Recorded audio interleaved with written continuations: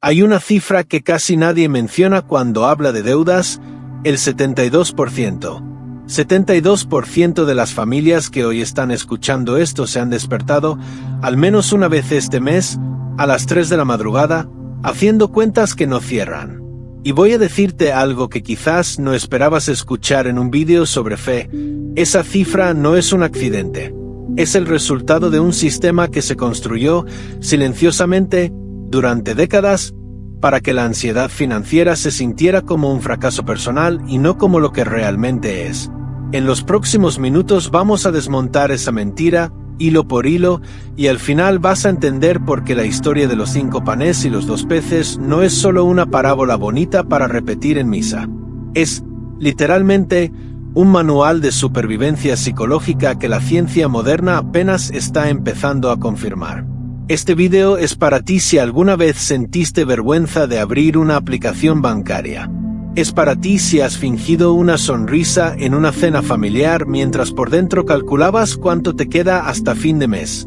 Es para quienes están cansados de las fórmulas rápidas, de los gurús de las finanzas que venden cursos de $500 para enseñarte a pensar en abundancia sin entender jamás lo que es no tener nada. Si eres de los que sospechan que hay algo más profundo detrás del miedo al dinero, algo que tiene menos que ver con hojas de cálculo y más con la arquitectura invisible del alma humana, quédate. Porque vamos a ir a un lugar donde la neurociencia, la historia antigua y la fe se encuentran, y ese lugar empieza, curiosamente, en una colina polvorienta de Galilea hace 2000 años. Investigamos este relato durante semanas, no porque dudáramos de su origen espiritual, sino porque queríamos entender por qué, entre cientos de historias antiguas sobre escasez y provisión, esta en particular ha sobrevivido intacta en la memoria colectiva de miles de millones de personas durante 2 milenios. Y lo que encontramos nos sorprendió incluso a nosotros. Empecemos por el final, porque así es como se cuentan las historias que valen la pena. Al cierre de esta narración vas a entender por qué la frase "no tengo suficiente" es, según describen distintos estudios sobre el comportamiento humano ante la escasez, una de las trampas cognitivas más poderosas jamás documentadas, y porque romperla no depende del monto que tengas en el banco, sino de un giro mental específico que la tradición religiosa identificó mucho antes que cualquier manual de psicología positiva. Vamos a retroceder. Imagina la escena: una ladera reseca junto al mar de Galilea, el sol cayendo sin piedad sobre miles de personas que llevan horas de pie. No hay mercados cerca, no hay forma fácil de conseguir comida para una multitud de ese tamaño en aquel lugar y en aquel momento. Los discípulos, hombres prácticos, pescadores y cobradores de impuestos acostumbrados a resolver problemas concretos, hacen lo que cualquiera de nosotros haría. Sacan la calculadora mental. Cuentan cabezas, cuentan panes, cuentan peces y el resultado los aterra. 5 panes, 2 peces, miles de bocas. La aritmética no da. Y aquí es donde la historia empieza a torcerse hacia algo que ninguno de ellos esperaba. Porque el gesto que sigue no es un truco de magia ni una casualidad providencial que cae del cielo sin ningún tipo de lógica interna. Es, si lo miramos con atención, una decisión. Una decisión de entregar lo poco antes de tener lo suficiente. Y ese detalle, ese pequeño giro narrativo que muchas veces se pasa por alto en las homilías apresuradas de los domingos, es el corazón de todo lo que vamos a desarrollar en este video. Quédate, porque en los próximos minutos vas a entender por qué esta historia, contada una y otra vez durante 20 siglos, sigue teniendo algo que decirle exactamente a tu cuenta bancaria de hoy. Para entender el peso real de esta historia, primero tenemos que hablar del contraste. Todo relato que perdura tiene un antes y un después, un brillo y una sombra. Y en este caso, el brillo público es fácil de reconocer. La imagen de Jesús multiplicando panes se ha convertido, con el paso de los siglos, en sinónimo de abundancia instantánea, casi mágica, casi como un cheque en blanco emitido desde el cielo. Esa es la versión que se repite en estampitas, en frases motivacionales, en publicaciones de redes sociales que prometen prosperidad a cambio de un simple amén compartido. Pero la sombra privada de esta historia, la que casi nadie se detiene a mirar, es mucho más incómoda y, por eso mismo, mucho más útil. La sombra es el miedo de los discípulos. Es la vergüenza de tener que decirle a una multitud hambrienta, no alcanza. Es esa sensación tan actual, tan nuestra, de sentir que la responsabilidad de resolver algo enorme ha caído sobre tus hombros y no tienes con qué. Ese miedo no es un detalle decorativo del relato. Es, según distintos análisis teológicos y pastorales que hemos revisado, el verdadero punto de partida del milagro. Porque el texto no dice que el milagro ocurrió cuando había abundancia. Dice que ocurrió cuando había escasez reconocida, nombrada, puesta sobre la mesa sin disfraz. Y aquí está la primera fisura, el primer momento donde algo deja de tener sentido en la lectura superficial que todos hemos hecho de esta historia. Si el milagro solo puede ocurrir cuando reconocemos la escasez, entonces la ansiedad financiera que sientes hoy, esa que te hace revisar el saldo 3 veces al día, no es necesariamente una señal de fracaso espiritual. Podría ser, leída de otra manera, el punto exacto de partida. Pero no te adelantes, porque hay una segunda capa en esta historia que la mayoría de las prédicas jamás menciona y que cambia por completo la forma en que deberíamos entender la palabra provisión. Y de eso vamos a hablar ahora. Existen registros históricos que sitúan este episodio en un contexto social muy específico, una región bajo ocupación, con impuestos asfixiantes, con una economía campesina que dependía casi por completo de cosechas impredecibles. En otras palabras, la audiencia original de esta historia no era gente que escuchaba hablar de dinero en abstracto. Era gente que conocía el hambre real, la deuda real, la humillación real de no poder alimentar a los suyos. Cuando Jesús toma esos 5 panes, hay estudiosos que sugieren que el gesto tiene una carga política tan fuerte como espiritual. Es una demostración de que la provisión no depende del sistema económico opresor bajo el que vivían, sino de una lógica distinta, una economía paralela que opera bajo reglas que el imperio no podía tocar ni grabar ni confiscar. Esa idea, si te detienes a pensarla, es radical incluso hoy, porque muchos de nosotros seguimos midiendo nuestra dignidad, nuestra paz, incluso nuestro valor como personas, con la vara de un sistema financiero que fue diseñado, la mayoría de las veces, sin pensar jamás en nuestro bienestar. Y aquí aparece el primer gran cliffhanger de esta historia. Si la provisión que se describe en este relato antiguo no depende de las reglas del sistema visible, ¿qué depende entonces? ¿Qué es lo que realmente se multiplica cuando alguien, sin tener casi nada, decide de todos modos abrir las manos?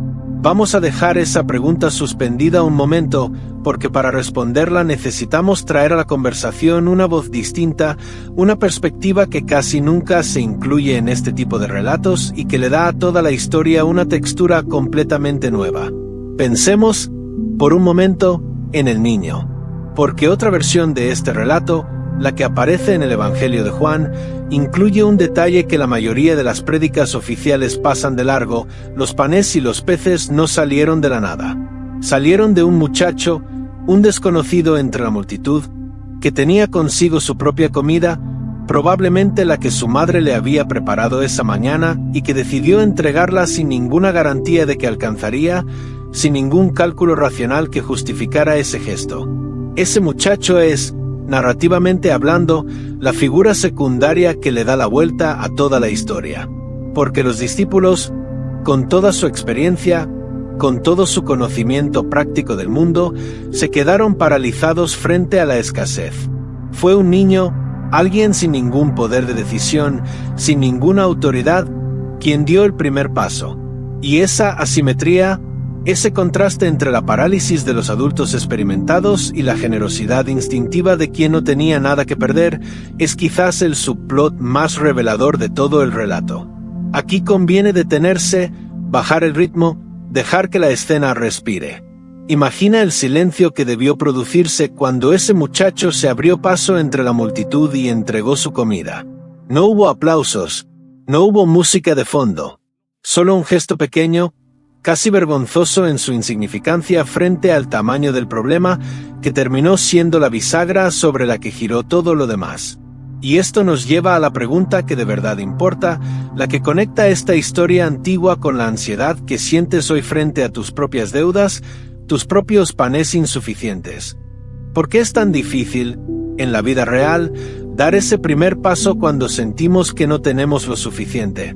¿Por qué la reacción instintiva casi siempre es guardar, ocultar, aferrarse, en lugar de abrir las manos? Aquí es donde la ciencia del comportamiento, sorprendentemente, se encuentra con la teología antigua. Existen investigaciones sobre la llamada mentalidad de escasez que describen cómo, cuando una persona percibe que sus recursos son insuficientes, su capacidad cognitiva se estrecha de manera medible. El cerebro entra en un modo de supervivencia que prioriza el corto plazo sobre el largo plazo, la retención sobre la generosidad, el miedo sobre la posibilidad. En otras palabras, la escasez no solo afecta a la billetera, afecta literalmente la forma en que pensamos. Y esto explica algo que muchos han sentido pero pocos logran nombrar. Cuando estás ahogado en deudas, no solo te falta dinero. Te falta también la claridad mental para resolver el problema, porque el mismo estrés que genera la deuda es el que sabotea tu capacidad de pensar con perspectiva. Es un círculo cerrado, una trampa que se retroalimenta a sí misma.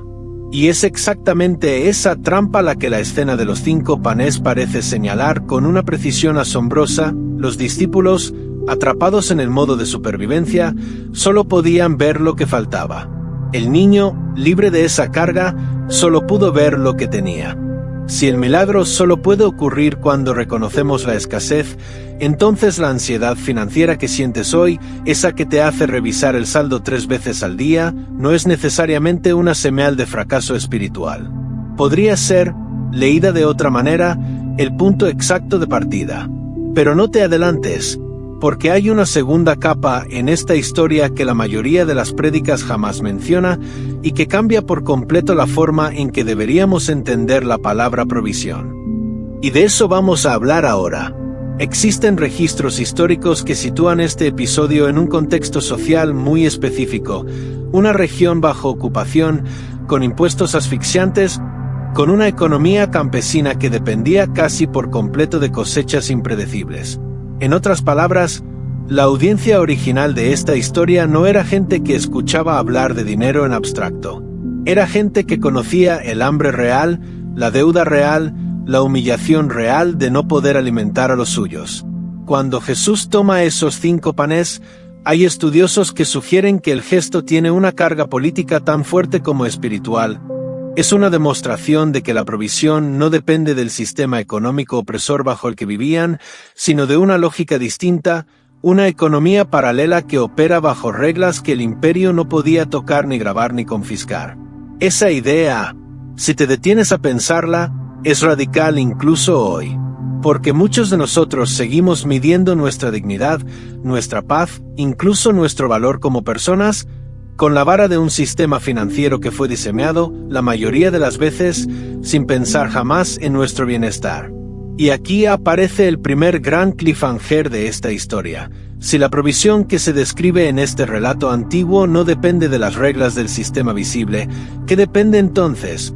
¿Qué es lo que realmente se multiplica cuando alguien, sin tener casi nada, decide de todos modos abrir las manos? Vamos a dejar esa pregunta suspendida un momento, porque para responderla necesitamos traer a la conversación una voz distinta, una perspectiva que casi nunca se incluye en este tipo de relatos y que le da a toda la historia una textura completamente nueva. Pensemos, por un momento, en el niño, porque otra versión de este relato, la que aparece en el Evangelio de Juan, incluye un detalle que la mayoría de las prédicas oficiales pasan de largo: los panes y los peces no salieron de la nada. Salieron de un muchacho, un desconocido entre la multitud, que tenía consigo su propia comida, probablemente la que su madre le había preparado esa mañana y que decidió entregarla sin ninguna garantía de que alcanzaría, sin ningún cálculo racional que justificara ese gesto. Ese muchacho es, narrativamente hablando, la figura secundaria que le da la vuelta a toda la historia. Porque los discípulos, con toda su experiencia, con todo su conocimiento práctico del mundo, se quedaron paralizados frente a la escasez. Fue un niño, alguien sin ningún poder de decisión, sin ninguna autoridad, quien dio el primer paso. Y esa asimetría, ese contraste entre la parálisis de los adultos experimentados y la generosidad instintiva de quien no tenía nada que perder, es quizás el subplot más revelador de todo el relato. Aquí conviene detenerse, bajar el ritmo, dejar que la escena respire. Imagina el silencio que debió producirse cuando ese muchacho se abrió paso entre la multitud y entregó su comida. No hubo aplausos, no hubo música de fondo, solo un gesto pequeño, casi vergonzoso en su insignificancia frente al tamaño del problema, que terminó siendo la bisagra sobre la que giró todo lo demás. Y esto nos lleva a la pregunta que de verdad importa, la que conecta esta historia antigua con la ansiedad que sientes hoy frente a tus propias deudas, tus propios panes insuficientes. ¿Por qué es tan difícil, en la vida real, dar ese primer paso cuando sentimos que no tenemos lo suficiente? ¿Por qué la reacción instintiva casi siempre es guardar, ocultar, aferrarse, en lugar de abrir las manos? Aquí es donde la ciencia del comportamiento, sorprendentemente, se encuentra con la teología antigua. Existen investigaciones sobre la llamada mentalidad de escasez que describen cómo, cuando una persona percibe que sus recursos son insuficientes, su capacidad cognitiva se estrecha de manera medible. El cerebro entra en un modo de supervivencia que prioriza el corto plazo sobre el largo plazo, la retención sobre la generosidad, el miedo sobre la posibilidad. En otras palabras, la escasez no solo afecta la billetera, afecta literalmente la forma en que pensamos. Y esto explica algo que muchos han sentido pero pocos logran nombrar. Cuando estás ahogado en deudas, no solo te falta dinero. Te falta también la claridad mental para resolver el problema, porque el mismo estrés que genera la deuda es el que sabotea tu capacidad de pensar con perspectiva. Es un círculo cerrado, una trampa que se retroalimenta a sí misma. Y es exactamente esa trampa la que la escena de los 5 panes parece señalar con una precisión asombrosa. Los discípulos, atrapados en el modo de supervivencia, solo podían ver lo que faltaba. El niño, libre de esa carga, solo pudo ver lo que tenía. Quédate, porque a partir de aquí la historia se profundiza todavía más. Vamos a hablar de lo que ocurre después del gesto, del momento exacto de la multiplicación y de por qué ese instante, leído con atención, contradice casi todo lo que la cultura moderna nos ha enseñado sobre cómo se construye la abundancia. Si te preguntas si vale la pena seguir escuchando esto, la respuesta es sí, y aquí está el porqué. Lo que viene ahora es la parte que cambia por completo la manera en que probablemente entiendes la palabra milagro. Antes de continuar, déjame pedirte algo simple. Si sientes que esta historia te está tocando una fibra que no esperabas, dale like a este video, porque eso ayuda a que más personas que están pasando por lo mismo puedan encontrarlo. Y si crees que la ansiedad financiera tiene raíces más profundas de lo que el mundo nos ha hecho creer, suscríbete, porque lo que sigue es todavía más revelador. El texto dice que Jesús tomó los panes, miró al cielo, dio gracias y los partió. Detente en ese orden. No multiplicó primero para después agradecer. Agradeció primero, con lo poco que tenía en las manos, antes de saber si eso poco sería suficiente. Este detalle, que parece menor, es en realidad el eje de toda la narrativa, y aquí es donde conecta directamente con lo que hoy en día se estudia bajo el nombre de gratitud anticipatoria, la capacidad de agradecer no por lo que ya se tiene garantizado, sino por lo poco que hay, confiando en que ese poco es el punto de partida y no el punto final. Existen estudios en el campo de la psicología positiva que sugieren que las personas capaces de practicar esta forma de gratitud, incluso en contextos de escasez real, muestran una reducción medible en los niveles de cortisol, la hormona asociada al estrés crónico, y una mejora significativa en la capacidad de tomar decisiones financieras racionales. En otras palabras, el gesto de agradecer antes de tener certeza no es solo un acto espiritual. Es, según distintas investigaciones, una estrategia neurológica que literalmente cambia la forma en que el cerebro procesa el riesgo y la incertidumbre. Y aquí aparece el segundo gran giro de esta historia. Porque si el detonante del milagro no fue la abundancia, ni siquiera fue estrictamente el gesto de compartir, sino el acto de agradecer en medio de la carencia, entonces la lógica que hemos aprendido sobre dinero, esa que dice primero consigue, después agradece, queda completamente invertida. La historia antigua propone exactamente lo contrario. Agradece primero, con lo que tienes, y observa qué ocurre después. Esto no significa, y aquí conviene ser muy claros, que agradecer sea una fórmula mágica que borra las deudas de la noche a la mañana ni que sustituya el trabajo, la planificación o las decisiones financieras responsables. Ningún relato serio, ni religioso ni científico, sostiene eso. Lo que sí sugiere, con bastante consistencia entre distintas fuentes, es que el estado mental desde el cual se toman las decisiones económicas importa tanto como las decisiones mismas. Una persona atrapada en el pánico tiende a tomar decisiones reactivas, impulsivas, orientadas a apagar incendios. Una persona que logra, aunque sea por un instante, salir del modo de supervivencia, tiende a ver opciones que antes eran invisibles. Vamos ahora al núcleo ético de esta historia, la parte que casi nunca se cuenta porque no tiene el brillo espectacular del milagro en sí, pero que es, en realidad, la más importante de todas. ¿Qué pasó después? Porque el relato no termina cuando la gente come hasta saciarse. Termina con un detalle que suele pasar completamente desapercibido. Sobraron 12 cestas. 12, ni una más ni una menos, un número que en la tradición de la época representaba plenitud, orden, un ciclo completo. ¿Por qué sobró? Si el objetivo era simplemente resolver la escasez del momento, la historia podría haber terminado con "y comieron todos, y no sobró nada", justo lo necesario. Pero no fue así. Sobró, y sobró de manera abundante, casi como si el relato quisiera dejar una evidencia física, tangible, recogible en cestas, de que la provisión no fue apenas suficiente sino desbordante. Y esto conecta con algo que muchas tradiciones espirituales, no solo la cristiana, han señalado durante siglos, que la verdadera provisión no llega para dejarte exactamente donde estabas, sino para dejarte en condiciones de compartir con otros. Esta es, quizás, la consecuencia humana más profunda de toda la historia. Porque el milagro de los 5 panes no termina siendo una historia sobre resolver un problema individual.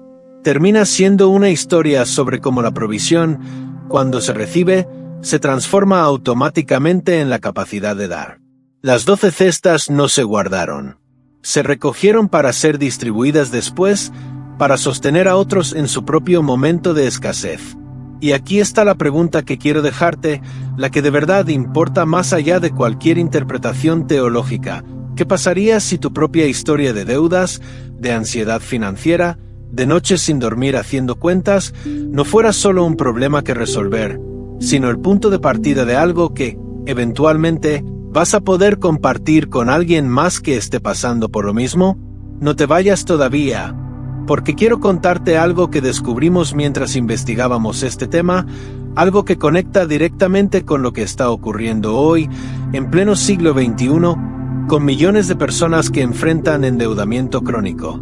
Distintos estudios sobre bienestar financiero han encontrado que uno de los factores que mejor predice la recuperación económica de una persona después de una crisis de deudas no es, como podría pensarse, el ingreso que logra generar.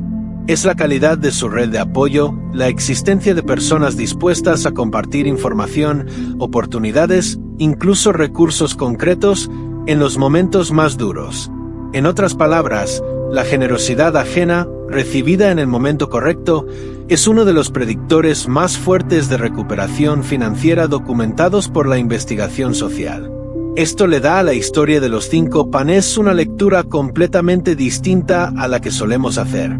No se trata solo de un evento sobrenatural aislado en el tiempo. Se trata, posiblemente, de la descripción más antigua que tenemos de un fenómeno que la ciencia social apenas está empezando a documentar con rigor, que la escasez se rompe en comunidad, no en aislamiento, y que el primer paso casi nunca lo da quien tiene más, sino quien, teniendo poco, decide de todos modos no quedarse callado ni escondido. Si algo de esto te está resonando, este es el momento de dejarlo dicho en los comentarios.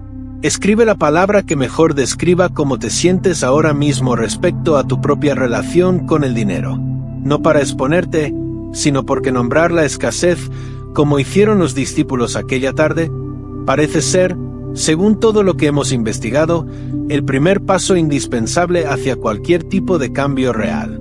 Antes de seguir avanzando, quiero traer a esta narración una voz que casi ningún relato tradicional incluye y que le da a toda la historia una textura mucho más incómoda, mucho más honesta. Porque no todos, en aquella colina, estaban dispuestos a creer que 5 panes podían alimentar a una multitud.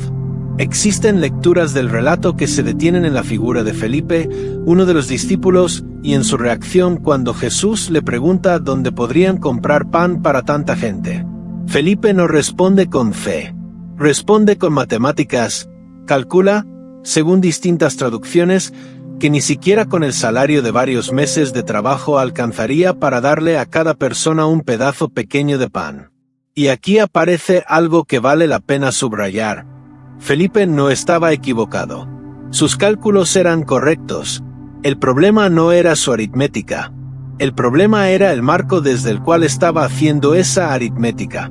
Esta distinción entre estar equivocado en los números y estar equivocado en el marco desde el cual se leen esos números es quizás una de las claves más importantes de todo este relato y también una de las más difíciles de aceptar cuando uno está atravesando una crisis financiera real.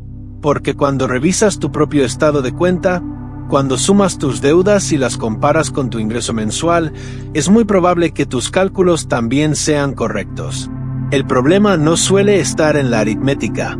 Está, casi siempre, en el marco, en la suposición silenciosa de que los únicos recursos disponibles son los que ya puedes ver, contar y tocar en este preciso instante. Quédate, porque esto se conecta con un subplot de la historia que pocas veces se desarrolla con la profundidad que merece la figura de Andrés, el otro discípulo mencionado en el relato de Juan, quien es el que finalmente localiza al muchacho con los panes y los peces. Hay algo revelador en el hecho de que sea Andrés, y no Felipe, quien encuentra la solución. Porque Andrés no resuelve el problema con más cálculos.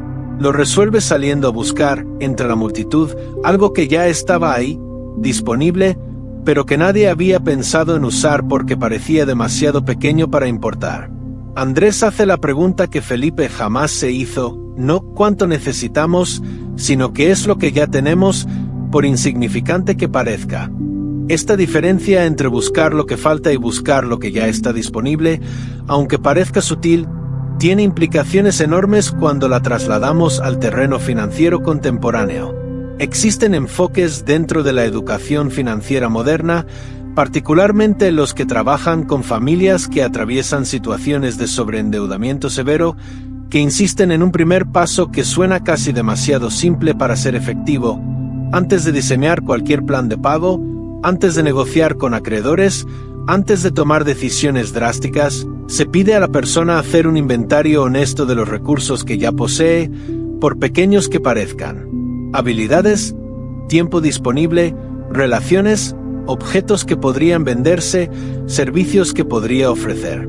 La lógica detrás de este ejercicio es exactamente la misma que aparece en el gesto de Andrés. La salida casi nunca se encuentra multiplicando el miedo, sino inventariando, con honestidad radical, lo que ya está en las manos. Y aquí se abre un segundo hilo de esta historia que quiero desarrollar contigo, porque conecta directamente con algo que ocurre en casi todas las crisis financieras reales y que la narrativa antigua parece haber anticipado con una precisión que todavía sorprende a quienes la estudian con detenimiento. Me refiero al papel del entorno, de la comunidad que rodea a quien está atravesando la escasez. Porque el milagro de los 5 panes no ocurrió en soledad. Ocurrió frente a miles de personas, en medio de una multitud, y esa multitud, según algunas lecturas del relato, no fue un simple espectador pasivo del milagro. Fue, en cierto sentido, parte del mecanismo mismo de la multiplicación. Piensa en la logística real de ese momento. Jesús parte el pan, pero no lo reparte personalmente, bocado a bocado, entre miles de personas. El texto indica que se lo entrega a los discípulos y los discípulos lo distribuyen entre grupos organizados de personas sentadas en la hierba. Es decir, hay una cadena de manos, una red de distribución humana entre el gesto inicial de partir el pan y el momento en que cada persona finalmente come. El milagro no elimina la necesidad de organización, de colaboración, de una red de personas dispuestas a moverse, a repartir, a sostener el proceso hasta que llegue a su destino final. Esto tiene una implicación que muchas lecturas espirituales superficiales prefieren ignorar porque resulta menos cómoda que la idea de una provisión completamente pasiva, incluso en el relato más citado sobre provisión sobrenatural de toda la tradición cristiana. La provisión requiere manos humanas dispuestas a moverse. Esto nos lleva a un momento de la historia que quiero que observes con especial atención, porque es aquí donde aparece el primer gran cliffhanger de esta segunda mitad del relato. ¿Qué habría pasado si los discípulos, en lugar de distribuir el pan, hubieran decidido guardarlo, protegerlo, asegurarse primero de tener suficiente para ellos mismos antes de repartir el resto? Es una pregunta que el texto original nunca responde directamente, porque en la historia tal como fue transmitida, los discípulos obedecen sin cuestionar. Pero es exactamente la pregunta que cualquiera de nosotros se haría hoy en una situación de escasez real. Y es, quizás, la pregunta más honesta que uno puede hacerse frente a este relato. ¿Por qué confiamos tan poco en compartir lo poco que tenemos, incluso cuando la lógica del relato sugiere, una y otra vez, que ese es precisamente el mecanismo que activa la abundancia? Existen investigaciones dentro del campo de la economía del comportamiento que han estudiado este fenómeno con bastante detalle y los resultados son, cuanto menos, incómodos. Se ha documentado que las personas que atraviesan situaciones de escasez financiera tienden, de manera consistente, a volverse menos generosas, no más, incluso cuando esa generosidad podría fortalecer redes de apoyo que a largo plazo les beneficiarían enormemente. El miedo estrecha el campo de visión, y ese campo de visión estrecho hace que la generosidad se perciba de manera completamente comprensible pero también completamente contraproducente, como un lujo que solo pueden permitirse quienes ya tienen suficiente. La historia de los 5 panes, leída con esta luz, se convierte en una especie de contraargumento narrativo frente a esa lógica instintiva. Propone, con una insistencia casi provocadora, que el orden correcto es exactamente el inverso. Quiero detenerme un momento aquí, porque este es el punto en el que muchas personas, al escuchar este tipo de argumento, sienten una resistencia legítima, casi visceral. Porque suena, en el peor de los casos, como una justificación para pedirle a alguien que está ahogado en deudas que encima comparta lo poco que le queda, como si la solución a la pobreza fuera regalar lo poco que se tiene sin ningún tipo de discernimiento. Y quiero ser absolutamente claro en este punto, porque es importante no caer en una lectura ingenua ni irresponsable de esta historia. No se trata de vaciar tu cuenta bancaria como acto de fe ciega, ni de ignorar la planificación financiera responsable en nombre de un gesto espiritual. Se trata de algo más sutil y, en el fondo, más exigente. Se trata de una actitud interna, de una disposición a no cerrar la mano por puro miedo, incluso mientras se toman decisiones prudentes y racionales con los recursos disponibles. La diferencia es importante porque cambia completamente la aplicación práctica de esta historia. No estamos hablando de imprudencia financiera disfrazada de fe. Estamos hablando de algo que distintos estudios sobre bienestar psicológico describen como mentalidad de suficiencia, un estado interno en el que una persona, incluso en medio de recursos limitados, no opera exclusivamente desde el pánico, sino que conserva la capacidad de ver oportunidades, de construir relaciones, de tomar decisiones que van más allá del corto plazo desesperado. Y esa mentalidad, según la evidencia disponible, no depende directamente del monto de dinero disponible, sino de factores como el apoyo social percibido, la sensación de control sobre la propia situación y sí, también, la práctica consistente de la gratitud, incluso en medio de la incertidumbre. Ahora quiero llevarte a otro ángulo de esta historia que casi nunca se explora y que tiene que ver con el tiempo. Porque el relato de los 5 panes no ocurre en un vacío temporal. Ocurre, según distintas cronologías del ministerio de Jesús, en un momento particular. Poco después de que él recibiera la noticia de la muerte de Juan el Bautista, su primo, un evento que las crónicas describen como profundamente doloroso para él.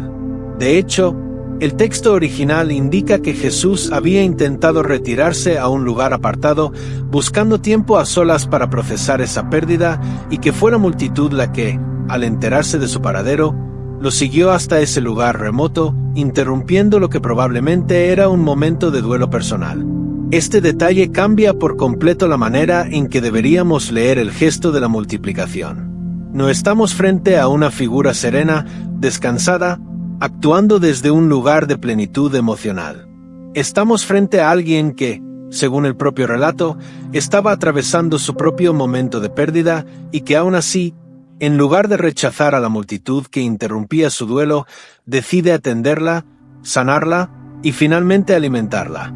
El milagro de los 5 panes, leído con este trasfondo, deja de ser la demostración de un poder distante e inagotable y se convierte en algo mucho más cercano a lo que cualquiera de nosotros podría reconocer. El gesto de alguien que, estando él mismo en un momento de vulnerabilidad, encuentra en el acto de dar a otros una forma de sostenerse a sí mismo. Esto conecta con algo que la investigación sobre resiliencia psicológica ha documentado repetidamente en las últimas décadas, que uno de los mecanismos más efectivos para atravesar una crisis personal, ya sea financiera, emocional o de cualquier otro tipo, es precisamente la orientación hacia el otro. No como una forma de evasión ni de negación del propio dolor, sino como una estrategia activa que reduce la rumiación ansiosa y fortalece el sentido de propósito. Las personas que, en medio de sus propias dificultades, logran mantener algún grado de conexión y contribución hacia otros, muestran, según distintos estudios longitudinales, una recuperación más rápida y sostenida que aquellas que se aíslan completamente en su propio problema. Quiero pedirte algo en este punto del vídeo. Si esta conexión entre el duelo personal de aquella tarde y el gesto de dar a los demás te está resultando reveladora, deja un comentario contándonos si alguna vez viviste algo parecido, un momento en el que, estando tú mismo en dificultades, ayudar a alguien más terminó, de alguna manera inesperada, ayudándote también a ti. Esas historias, las reales, las que no salen en ningún libro de teología, son las que le dan a este tipo de relatos antiguos su verdadero peso contemporáneo. Sigamos avanzando, porque todavía queda un elemento de esta historia que no hemos tocado y que quizás sea el más incómodo de todos, la pregunta de qué pasó con las 12 cestas sobrantes después de que la multitud se dispersó. El texto no lo dice explícitamente, y aquí es donde distintas tradiciones interpretativas comienzan a divergir de manera interesante. Algunas lecturas sugieren que esas cestas quedaron en manos de los discípulos como una especie de provisión personal para los días siguientes de su ministerio itinerante, una comunidad que, recordemos, vivía completamente de la generosidad ajena y no tenía ingresos fijos ni ahorros de ningún tipo. Otras lecturas, más comunitarias, sugieren que esas cestas fueron distribuidas entre los más necesitados de la propia multitud, aquellos que quizás no habían llegado a tiempo para recibir su primera porción o que enfrentaban carencias más severas que el resto. No podemos afirmar con certeza cuál de estas dos lecturas es la correcta, y cualquier guión que te diga lo contrario estaría faltando a la honestidad intelectual que este tipo de investigación exige. Pero lo que sí podemos observar, con bastante seguridad, es que el relato deja deliberadamente abierta esta pregunta, como si invitara a cada generación de oyentes a decidir, en su propio contexto, qué hacer con el sobrante. Y esa ambigüedad, lejos de ser un defecto narrativo, podría ser precisamente el punto. Porque la pregunta de qué hacer con lo que sobra, una vez que la necesidad inmediata ha sido resuelta, es una de las preguntas financieras y éticas más urgentes de nuestro tiempo, y la historia antigua, en lugar de darnos una respuesta cerrada, nos deja frente a la misma decisión que enfrentaron aquellos discípulos hace 2000 años. Aquí quiero introducir una tercera perspectiva, la de quienes han estudiado este relato no desde la teología ni desde la economía del comportamiento, sino desde la antropología social. Existen análisis que comparan el relato de los 5 panes con otras tradiciones de comidas milagrosas documentadas en distintas culturas antiguas, desde relatos mesopotámicos hasta ciertas narrativas del folclore mediterráneo, todas ellas centradas en la idea de un recurso escaso que, mediante un acto de generosidad o de fe, termina siendo suficiente para toda una comunidad. Lo que estos análisis sugieren, de manera consistente, es que este tipo de relatos no surgen al azar en cualquier cultura, sino específicamente en sociedades que atravesaban periodos prolongados de escasez estructural, hambrunas, ocupaciones militares, sistemas fiscales extractivos. En otras palabras, estas historias parecen cumplir una función psicológica y social muy concreta, sostener la esperanza colectiva de comunidades que, de otro modo, tendrían pocas razones racionales para creer que la escasez en la que vivían podía romperse alguna vez. Esto no le resta ni un ápice de valor espiritual al relato cristiano en particular. Al contrario, lo sitúa dentro de una tradición humana mucho más amplia y profunda, la de comunidades que, generación tras generación, se han contado a sí mismas historias sobre la posibilidad de que lo poco alcance, no como una fantasía ingenua, sino como una forma de resistencia activa frente a sistemas que insistían en convencerlas de que la escasez era su destino inevitable. Y esta idea, la de la esperanza como forma de resistencia, nos devuelve directamente a la pregunta con la que empezamos este video. ¿Por qué esa cifra, el 72% de personas que se despiertan de madrugada haciendo cuentas que no cierran, sigue siendo tan alta en un mundo que, en términos absolutos, produce más riqueza que en cualquier otro momento de la historia humana? La respuesta, según distintos análisis sobre desigualdad y bienestar financiero, tiene menos que ver con la cantidad total de recursos disponibles en el mundo y mucho más con la manera en que esos recursos circulan o dejan de circular entre las personas. Los sistemas que concentran la riqueza en pocas manos, que dificultan el acceso al crédito justo, que penalizan con intereses desproporcionados a quienes ya están en dificultades, generan exactamente el tipo de ansiedad crónica que describimos al inicio de este video. Y aquí, la historia de los 5 panes vuelve a ofrecer un contraste incómodo. En un sistema donde el pan se acumula, se protege, se convierte en mercancía especulativa, la escasez se perpetúa. En el relato evangélico, en cambio, el pan se mueve, se parte, se distribuye, y es precisamente ese movimiento el que genera el excedente. No estamos sugiriendo, y quiero ser muy cuidadoso con esto, que exista una fórmula mágica capaz de resolver la desigualdad económica global recitando esta parábola. Sería absurdo e irresponsable plantearlo así. Lo que sí estamos señalando es que la lógica interna de este relato, la que privilegia el movimiento sobre la acumulación, la confianza sobre el pánico, la comunidad sobre el aislamiento, ofrece un marco de pensamiento que, aplicado a la escala mucho más modesta y concreta de tu propia vida financiera, tiene el potencial de cambiar decisiones muy específicas. ¿A quién le pides ayuda cuando la necesitas? ¿Con quién compartes información sobre oportunidades? ¿Cómo reaccionas cuando alguien cercano a ti atraviesa una dificultad económica? Si guardas tu conocimiento y tus contactos para ti mismo o si los conviertes en un recurso que otros también pueden usar. Y esto nos lleva de vuelta al muchacho del relato, esa figura casi anónima que mencionamos antes y que quiero retomar ahora con más profundidad porque su historia no termina en el momento en que entrega su almuerzo. El texto no vuelve a mencionarlo después de ese instante, lo cual ha generado, a lo largo de los siglos, todo tipo de especulaciones piadosas sobre lo que pudo haber sido de él. Algunas tradiciones apócrifas, sin ningún respaldo histórico verificable pero interesantes como reflejo de cómo distintas comunidades han querido imaginar el desenlace de esta historia, sugieren que aquel niño creció para convertirse en un seguidor cercano de la comunidad cristiana primitiva y que contaba esta historia una y otra vez a lo largo de su vida, no como una anécdota curiosa de su infancia, sino como el momento fundacional que definió su comprensión de lo que significa dar sin garantías.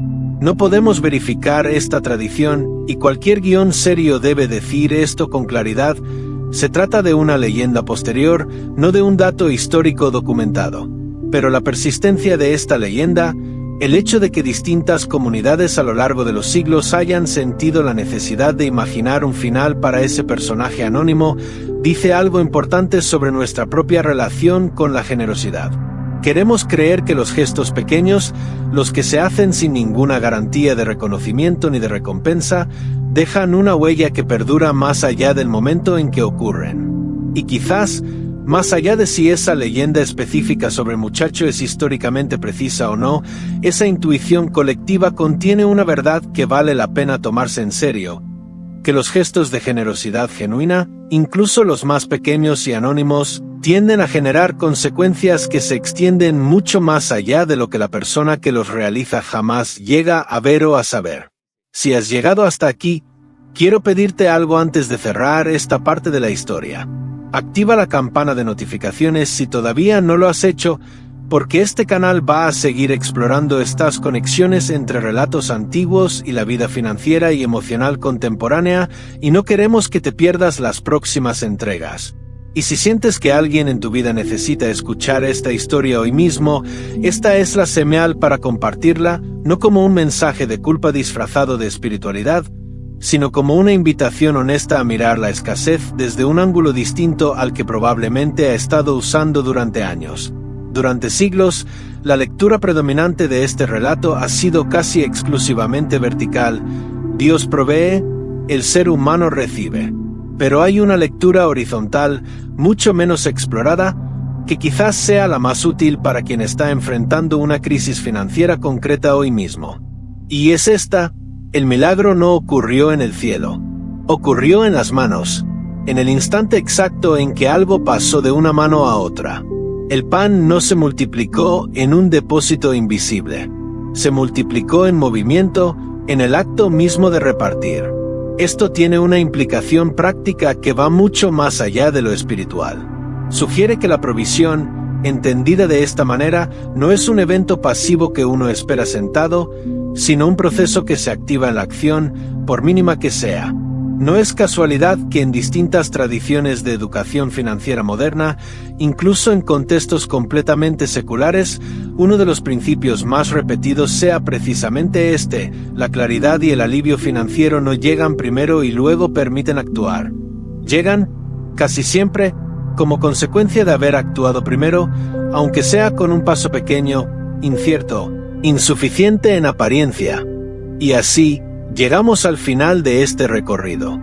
Empezamos hablando de una cifra del 72% de personas que se despiertan de madrugada haciendo cuentas que no cierran. Terminamos hablando de un niño desconocido que entregó su almuerzo sin ninguna garantía.